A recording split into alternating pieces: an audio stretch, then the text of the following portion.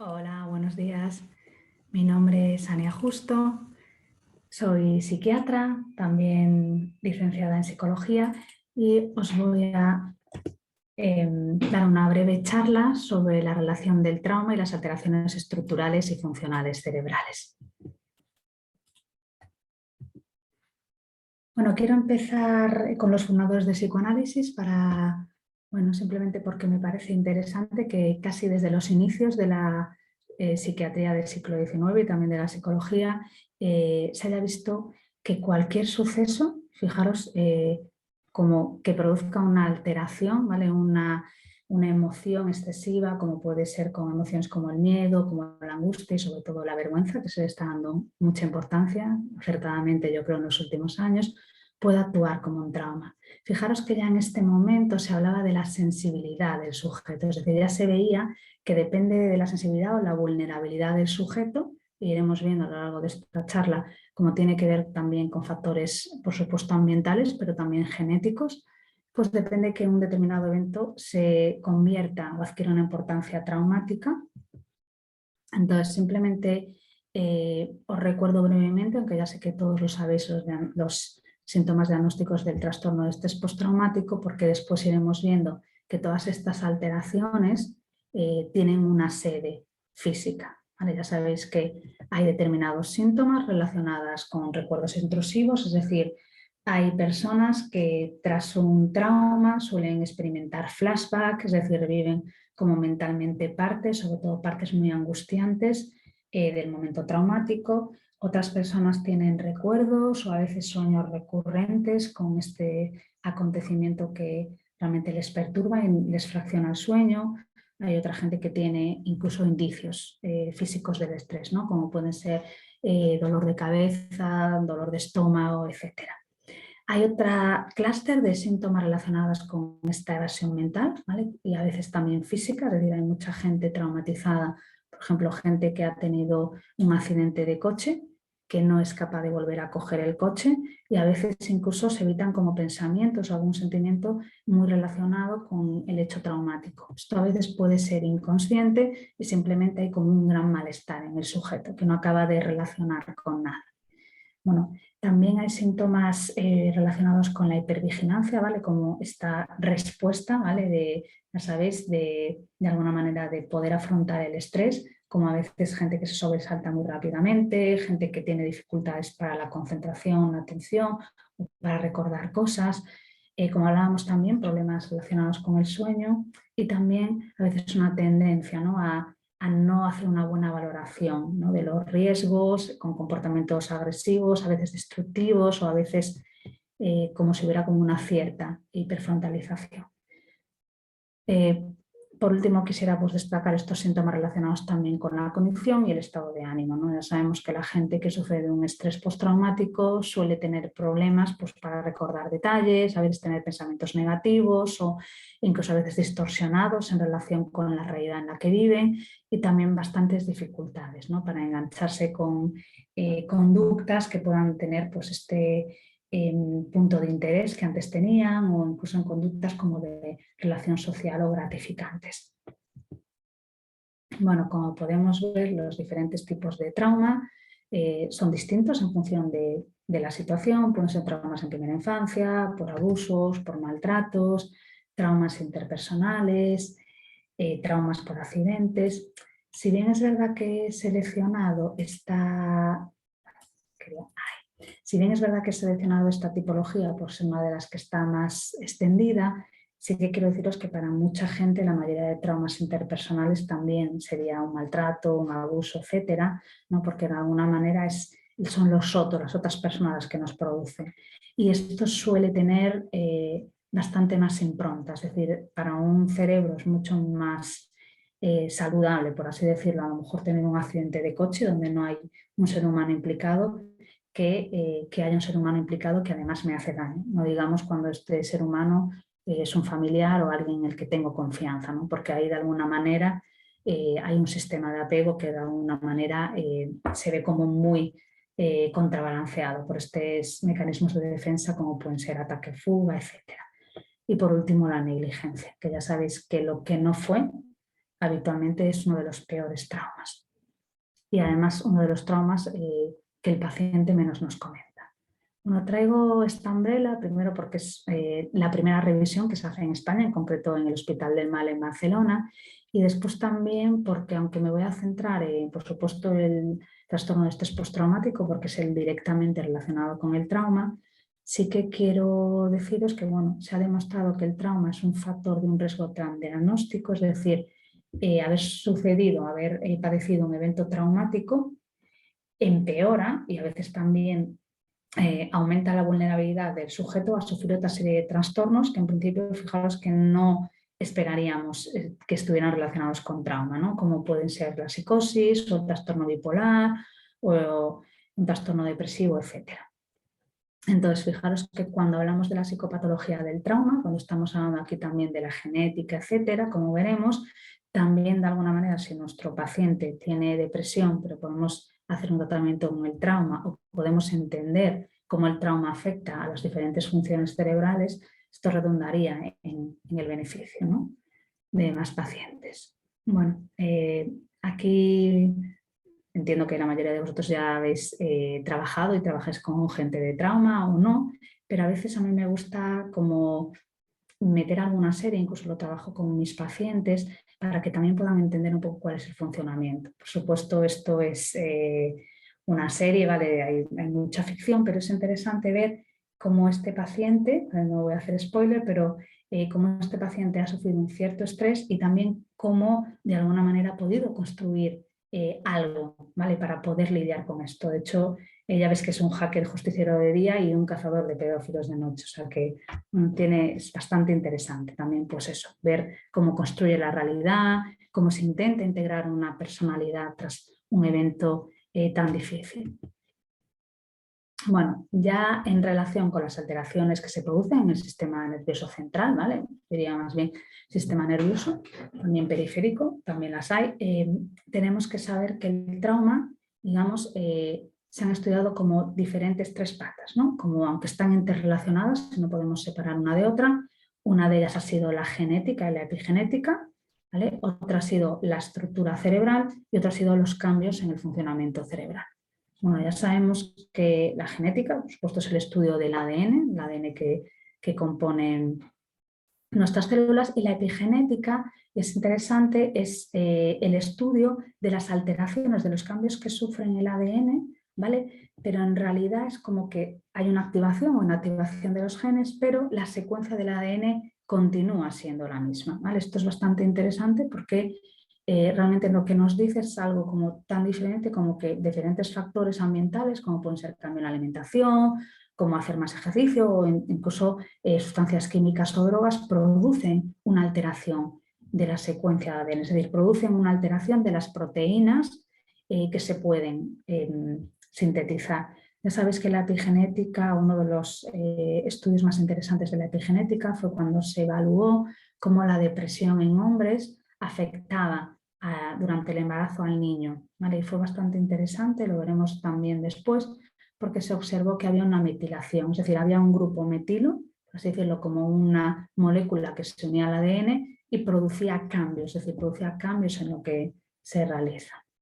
Bueno, si pensamos ya en el trauma, simplemente fijémonos que cuando alguien está inmerso en un acontecimiento traumático, como puede ser un accidente de coche, como puede ser un abuso sexual o maltrato, el hipotálamo empieza a producir unas determinadas hormonas, como puede ser la hormona CRH y también la hormona AVP, ¿vale? Arginina vasopresina. Estas dos hormonas lo que hacen son juntarse con sus transportadores, van hacia la pituitaria y fijaros, ahí hay una proteína muy grande que se llama la proteína PONC, que se ha estudiado en diversos trastornos, pero la parte que nos interesa en este caso es la CTH, ¿vale?, la hormona liberadora de adenocorticotropa. ¿Por qué? Porque va a la glándula adrenal, ya sabéis que está encima, es como un capuchoncito que está encima del riñón y produce los glucocorticoides y en última instancia el cortisol. Ya sabéis que el cortisol es como la hormona por excelencia, que es como la sustancia más relacionada con cómo el cuerpo de alguna manera reacciona ante momentos de estrés, momentos de pánico, etcétera. Y lo interesante es que este cortisol, por supuesto, hace una función de inhibición, ¿vale? ¿Qué significa esto? Bueno, como veis, cuando hay un trauma, imaginaos, hay algún acontecimiento traumático, es importante saber si este acontecimiento sigue en curso o no, ¿vale? Es importante para el cerebro saber si de alguna manera tiene que huir o tiene que defenderse o de alguna manera el ambiente vuelva a estar calmado.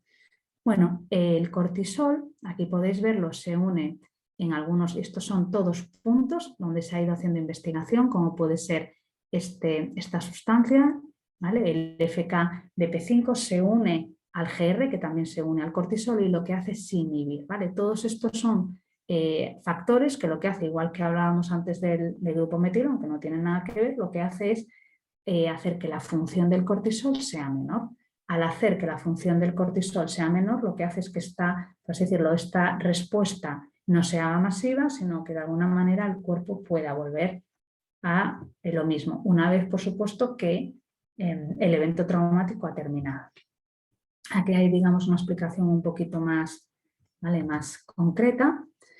Y aquí os traigo, porque es bastante, para mí muy interesante, este estudio del 2016, pero que recoge, es un metaanálisis que recoge todos los candidatos, ¿vale? Todos los genes candidatos en la investigación genética en relación con alteraciones que produzcan una vulnerabilidad mayor al estrés postraumático, ¿vale? Iremos viendo que hay receptores, ¿vale?, bastante interesantes, como pueden ser, os fijáis aquí, ¿vale?, la hormona liberada de corticotropa, también como hablábamos antes, ¿vale?, esta proteína que se une al GR y al cortisol, haciendo que se haga más negativa. Y fijaros también, aquí tenemos otros genes implicados, como pueden ser, ¿vale?, factores de crecimiento cerebral, ¿vale?, y también incluso, fijaros, receptores del opioide y también receptores cannabinólicos. Aquí de una manera más discreta, ya sabéis que esto forma parte de la escena de la vida, y también ya sabemos que hay unos determinados aquí hombrecillos, ¿vale?, que producen alteraciones y cambios.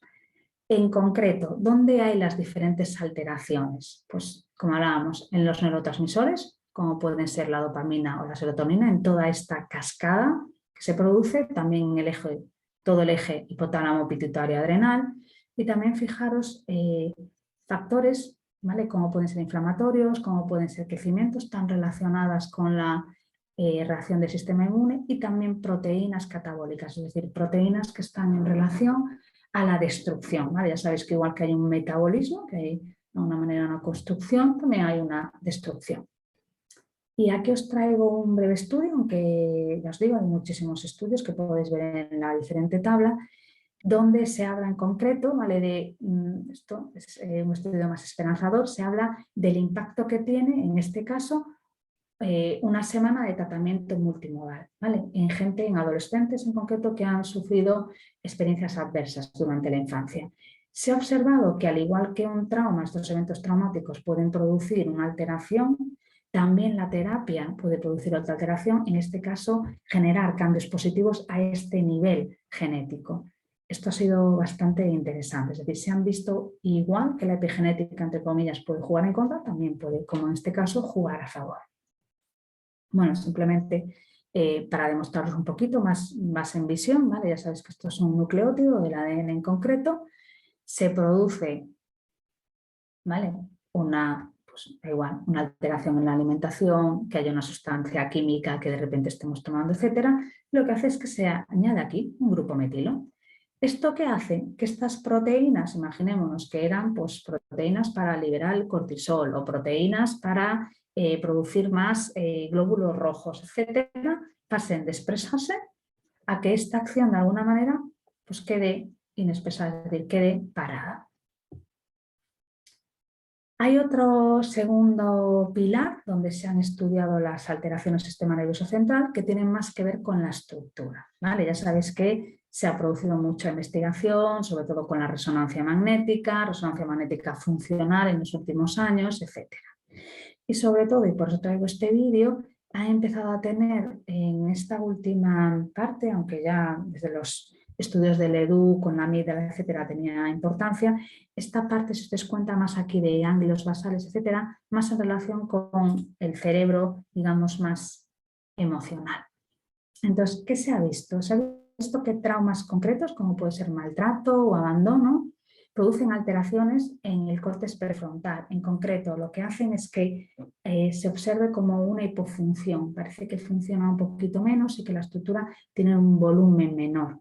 Ya sabemos que el córtex prefrontal se relaciona con funciones tan importantes como la personalidad, como también la planificación, también, por supuesto, la inhibición de conductas de riesgo. Y fijaros que esto ya nos puede empezar a sonar en estos síntomas que hablábamos al principio de trastorno de estrés postraumático, donde a veces hay problemas de inhibición, fijaros que hay problemas a veces de control, de impulsos, fijaros que el córtex prefrontal también en el looping lo que hace es inhibir a este cerebro más emocional, la amígdala, y cuando no hay esta inhibición, también estos síntomas que hablábamos al principio de hiperexcitación, pues se pueden dar.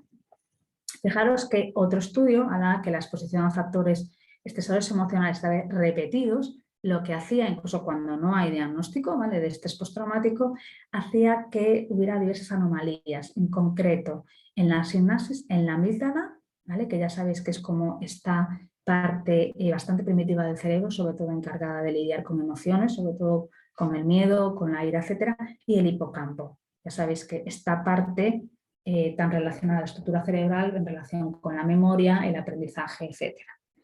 En concreto, ya en pacientes con trastorno de estrés postraumático, ¿vale?, se vio en estudios de neuroimagen que había una hipoactivación, es decir, había un funcionamiento a la baja del lóbulo frontal, del cíngulo anterior, ¿vale? El cíngulo anterior ya sabéis que tiene muchas funciones, pero sobre todo, en este caso lo que hace es resolver conflictos emocionales.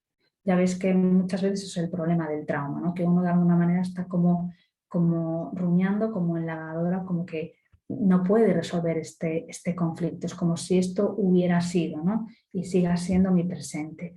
Esto también puede explicar cómo a veces ya sabéis que la gente cuando conecta con su trauma en sesiones es como si volviera el tiempo del trauma. Es decir, si yo he tenido un abuso a los 5 años y conecto, por así decirlo, con esa red del abuso, muchas veces nuestro paciente pasa a tener 5 años y a veces pasa a tener también los recursos que tenía a los 5 años. Esto se puede entender desde una perspectiva genética biológica y a veces les ayuda bastante también a entender que no es su culpa. Ya sabéis que emociones, por esto de la repercusión de la amígdala, como la culpa, como la vergüenza, ¿vale?, son bastante mal gestionadas en el trauma. Esto nos puede también dar una explicación del porqué.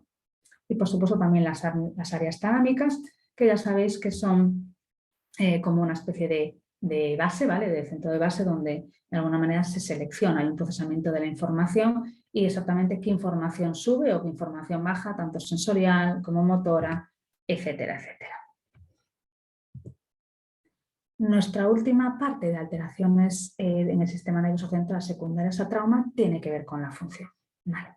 Esto probablemente es algo menos conocido por vosotros. Hay una parte de las neurociencias que se llaman las neuroterapias. En este caso os traigo una imagen de QEG, ¿vale?, un electroencefalograma cualitativo, donde se puede estudiar, fijaros que aquí vemos la actividad eléctrica cerebral, vemos actividad eléctrica segundo a segundo, es decir, podemos estudiar la actividad del cerebro bien en calma o bien con una tarea.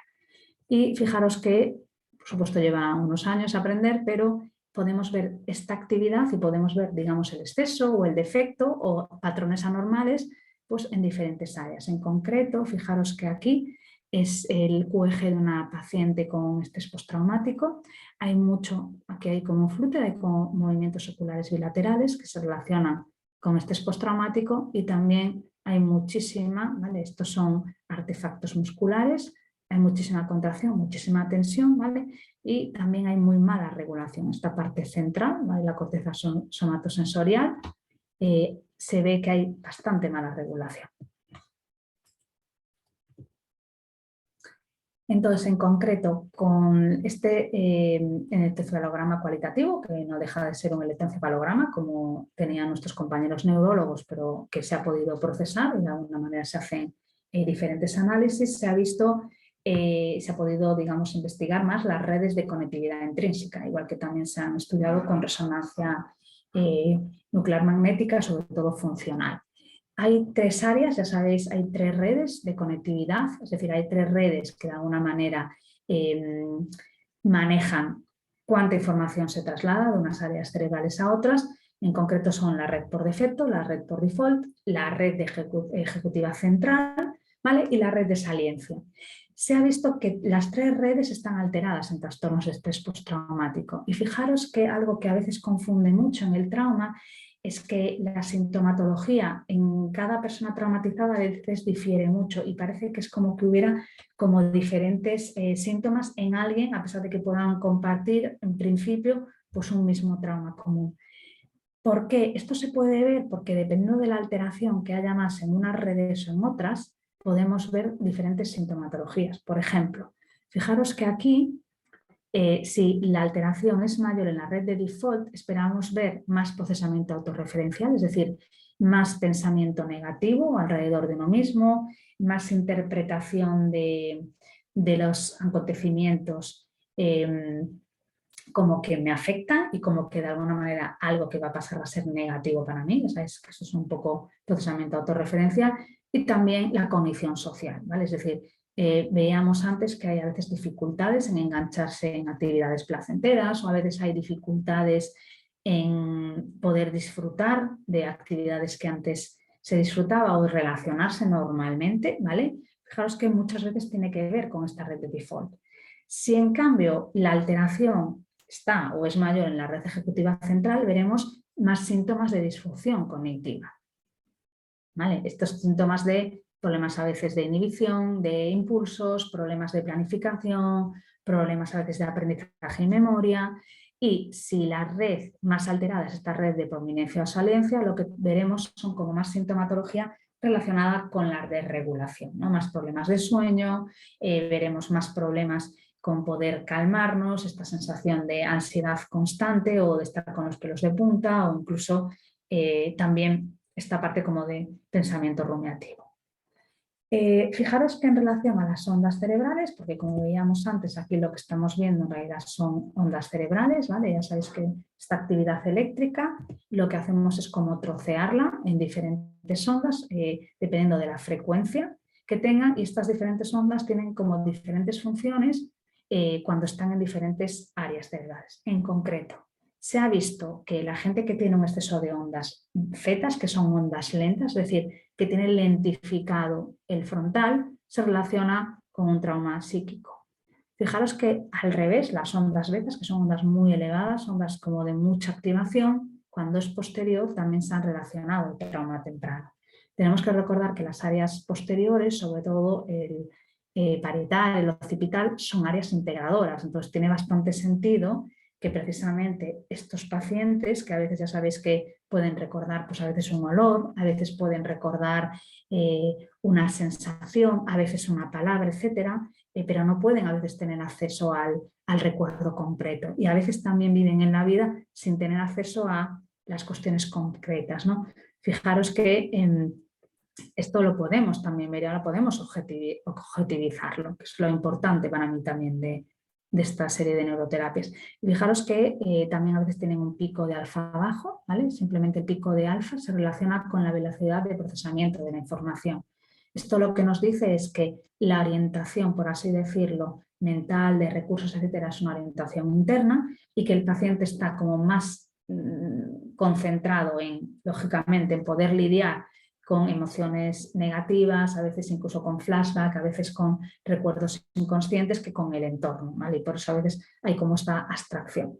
Fijaros que a veces también vemos incrementos de la frecuencia absoluta de gamma. Gamma es la frecuencia mayor, ¿vale? Que utilizamos en las ondas cerebrales y que ese exceso se puede ver tanto en pensamiento divergente, ¿vale? Es decir, en pensamiento casi genial, como también se puede ver en brotes psicóticos, ¿vale? Aquí también vemos de alguna manera un reflejo de la sabiduría popular, ¿no? Como a veces la locura y la genialidad van un poco de la mano. Fijaros que todo esto lo podemos ver y de alguna manera también podemos empezar a objetivizar un diagnóstico, ¿vale? En gente con trastorno de estrés postraumático.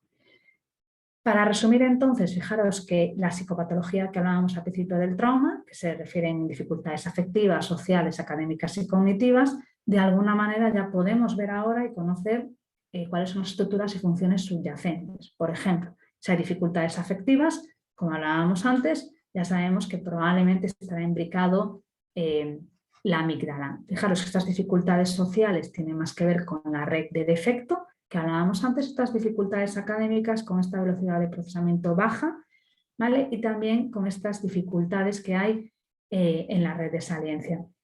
Entonces, fijémonos que de alguna manera, dependiendo de dónde estén más alteradas las estructuras o las funciones, pues tiene sentido que veamos unos síntomas más exacerbados en unos determinados pacientes que en otros. Muy bien, pues muchísimas gracias y espero que a esta charla haya podido contribuir a aclarar un poco más.